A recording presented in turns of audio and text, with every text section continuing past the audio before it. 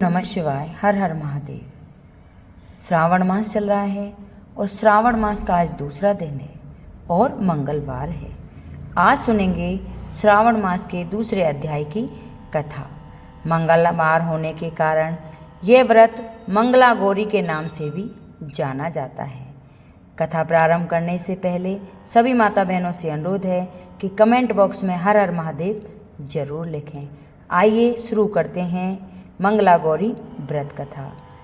बोलिए शंकर भगवान की जय। भगवान शंकर ने सनत कुमार से कहा, अब मैं तुम्हें मंगलवार व्रत कथा का महात्म्य सुनाता हूँ, ध्यान पूर्वक सुनो। इस व्रत को मंगला गौरी व्रत भी कहते हैं। इसके करने से वैधव्य के भोग का नाश होता है। विवाह के पश्चात 5 वर्ष तक इस व्रत को करना चाहिए। विवाह के पश्चात पहले श्रावण शुक्ल पक्ष से पहले मंगलवार को इस व्रत को आरंभ करना चाहिए। पुष्प मंडप का निर्माण कर उसे केले के स्तंभों से सुशोभित करना चाहिए। उसे अनेक प्रकार के फलों तथा रेशमी कपड़ों से विभूषित करें। मंडप में देवी की सोने की प्रतिमा अथवा किसी अन्य धातु की प्रतिमा बनाकर स्थापित करनी चाहिए। उस प्रतिमा में मंगला गौरी का 16 उपचार से 16 दुर्वा दलों से 16 चिड़चिड़ा दलों से 16 चावल तथा 16 चने की दाल के दानों से अर्चना करनी चाहिए। 16 पत्तियां वाले दीपक या 16 दीपक जलाकर भक्ति पूर्वक दही तथा चावलों का नैवेद्य अर्पण करना चाहिए। देवी के निकट सिल लोड़ा रखना चाहिए। इस तरह विवाह उपरांत 5 वर्ष तक व्रत करना चाहिए।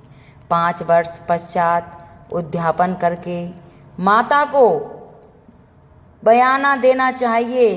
अब मैं तुम्हें बयाने के बारे में बताता हूँ। मंगला गौरी की एक पल सोने की प्रतिमा या अपनी श्रद्धा अनुसार सोने की प्रतिमा बनवाएं। अपनी सामर्थ्य के अनुसार सोने अथवा चांदी आदि से निर्मित घोड़े को चावलों से भरे उसके ऊपर पहनने के वस्त्र, साड़ी, ब्लाउज आदि रखें। उसके ऊपर मंगला गौरी की प्रतिमा रखें। देवी के समीप सिल लोड़ा रखें। सिल लोड़ा सोने या चांदी का होना चाहिए। इस प्रकार माता के लिए बयाना देना चाहिए। इसके बाद 16 सुहागिन ब्राह्मणियों को भोजन कराना चाहिए। इस प्रकार व्रत करके मात्र से 7 जन्म का सौभाग्य अटल हो जाता है। ब्रह्मपुत्र सनत कुमार ने भगवान शंकर से पूछा, इस व्रत को पहले किसने किया और उसका क्या फल मिलता है? भगवान शंकर ने बताया, पूर्व काल में गुरु देश में श्रुति कीर्ति नामक राजा रहता था। वह शास्त्रों का ज्ञाता था। उसका कोई शत्रु नहीं था। वह 64 कन्याओं का ज्ञाता, धनु विद्या में निपुण था। उसे सब प्रकार का सुख याप था, परंतु उसके कोई संतान नहीं थी। इसी कारण वह दुखी रहता था। उसने संतान के लिए देवी की आराधना की। एक दिन देवी ने उसकी आराधना से प्रसन्न होकर उसे साक्षात दर्शन दिए और उससे वर मांगने के लिए कहा। श्रुतु कीर्ति ने देवी से एक पुत्र की मांग की। राजा के वचन सुनकर देवी मुस्कुराई। देवी बोली, हे राजन, तुमने एक दुर्लभ वस्तु की याचना की है, फिर भी मैं तुमको पुत्र अवश्य दूंगी। तुम्हें एक गुणवान पुत्र प्राप्त होगा, परंतु उसकी आयु 16 वर्ष की है। हाँ, यदि एक सुंदर तथा विद्याविहीन पुत्र चाहिए तो वह बहुत समय तक जीवित रहेगा। अब बताओ तुम्हें कैसा पुत्र चाहिए? राजा ने अपनी रानी से विचार विमर्श कर गुणी पुत्र की मांग की। देवी ने कहा, हे राजन, मेरे मंदिर के मुख्य द्वार पर आम का जो पेड़ है उसका एक आम तोड़कर ले आओ और उसे रानी को खिला दो। तुम्हारी इच्छा पूर्ण होगी। राजा ने देवी की आज्ञा अनुसार रानी को आम्रफल ले जाकर खिला दिया। 10वें महीने में रानी को एक सुंदर पुत्र पैदा हुआ। हर्ष शोक से संपन्न राजा ने राजकुमार का जातक कर्म आदि संस्कार कर दिए। राजा ने राजकुमार का नाम चिरायु रखा। राजकुमार चांद की तरह बढ़ने लगा। अब वह 15 साल का गुणी संपन्न और सुंदर बालक हो गया। राजकुमार का 16वां साल शुरू हुआ तो राजा रानी को चिंता होने लगी। राजा ने सोचा कि यह पुत्र बड़े ही कष्टों से प्राप्त हुआ है, मैं इसकी मृत्यु अपनी आँखों के सामने कैसे देखूंगा। वह सोचकर राजा ने राजकुमार चिरायु को उसके मामा के साथ काशी भेजने का निश्चय कर लिया। रानी ने अपने भाई से कहा, तुम कारपेट का वेश धारण कर राजकुमार चिरायु को काशी ले जाओ। मैंने इसके जन्म से पूर्व भगवान मृत्युंजय से प्रार्थना की थी कि हे विश्वदेव, पुत्र की प्राप्ति पर जगतपति की यात्रा के लिए भेजूंगी, इसलिए तुम इसे काशी ले जाओ। इसकी रक्षा का भार अब तुम्हारे कंधों पर है। अपनी बहन की आज्ञा मानकर वह राजकुमार चिरायु को काशी ले गया। कई दिनों की यात्रा के बाद वे आनंद नगर पहुँचे। आनंद नगर के राजा का नाम वीरसेन था। राजा के सर्वगुण संपन्न रूप वाली एक मंगला गौरी नामक की राजकुमारी थी। उस समय वह राजकुमारी सखियों सहित बगीचे में खेल रही थी। उसी समय वहाँ चिरायु और उसका मामा वहाँ पहुँचे। वे दोनों बालिकाओं की क्रीड़ा देखने के लिए वहाँ रुक गए। राजकुमारी की सहेलियों में से एक सहेली ने क्रोध में भरकर राजकुमार चिरायु को रंडा कहा। राजकुमारी ने अपनी सहेली से कहा, हे सखी, तुम दुर्वचन क्यों बोल रही हो? मेरे साथ अयोग्य वाणी बोलने वाला कोई भी नहीं है। देखो, मंगला गौरी के प्रसाद एवं मंगला गौरी व्रत के प्रभाव से मेरे हाथ से जिसके माथे पर चावल गिर जाए उसके साथ मेरा विवाह हो जाने पर यदि वह अल्पायु वाला है तो भी चिरायु हो जाएगा। इसके बाद सब बालिकाएं अपने अपने घरों को लौट आईं। राजकुमारी भी राजमहल में चली गई।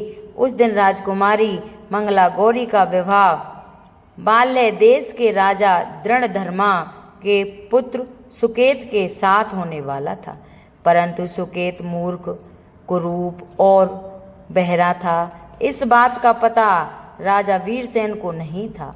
अतः वर पक्ष वालों ने विवाह मंडप में एक अन्य अच्छा वर ले जाने का निश्चय किया। विवाह उपरांत प्रस्तुत वर को भगा दिया जाएगा। इस प्रकार सुकेतु राजकुमारी को अपने देश ले जाएगा। ऐसा विचार कर वर पक्ष के कुछ आदमी चिरायु के मामा के पास आकर बोले, यह बालक तुम हमें दे दो, इसके द्वारा हमारा काम सिद्ध होने वाला है। इस पृथ्वी पर परोपकार से बढ़कर कोई दूसरा काम नहीं है। उन आदमियों की बात सुनकर राजकुमार चिरायु का मामा राजी हो गया, क्योंकि वह बगीचे में मंगला गौरी की बात सुन चुका था। वह उन आदमियों से बोला, आप लोग इस लड़के को क्यों चाहते हो? विवाह के लिए वस्त्र गहने तो मांगे जा सकते हैं, लेकिन वर को थोड़ी ही मांगा जा सकता है। फिर भी आपकी बात रखने हुए लड़का आपके साथ भेज रहा हूँ। वर पक्ष के लोग राजकुमार चिरायु को विवाह मंडप में ले गए और विवाह कार्य संपन्न हो गया। विवाह के बाद रात में जब राजकुमार चिरायु मंगला गौरी के साथ सोया, उसी दिन उसका 16वां वर्ष समाप्त हो रहा था। ठीक उसी समय काल सांप का रूप धारण कर वहां आया। संयोगवश उसी समय राजकुमारी मंगला गौरी की नींद खुल गई। उसने सांप को देखा तो राजकुमारी ने सांप की पूजा की उसे पीने के लिए बहुत सा दूध दिया। मंगला गौरी ने कहा, मैं उत्तम व्रत करूंगी, मेरे पति देव को छोड़ दो तथा उन्हें चिरंजीवी होने का आशीर्वाद दो। देखते ही देखते सांप मंडप में घुस गया। राजकुमारी ने अपने चोली से कमंडल का मुख बंद कर दिया। उसी समय राजकुमार चिरायु अपने शरीर के अंगों को ऐंठते हुए उठ बैठा हुआ। उसने राजकुमारी से कहा, मुझे बहुत भूख लगी है। राजकुमारी ने माता के समीप जाकर लड्डू आदि लाकर राजकुमार को खाने के लिए दिए। राजकुमार ने प्रसन्नता से लड्डू खाए। हाथों को धोते समय हाथ से अंगूठी गिर गई।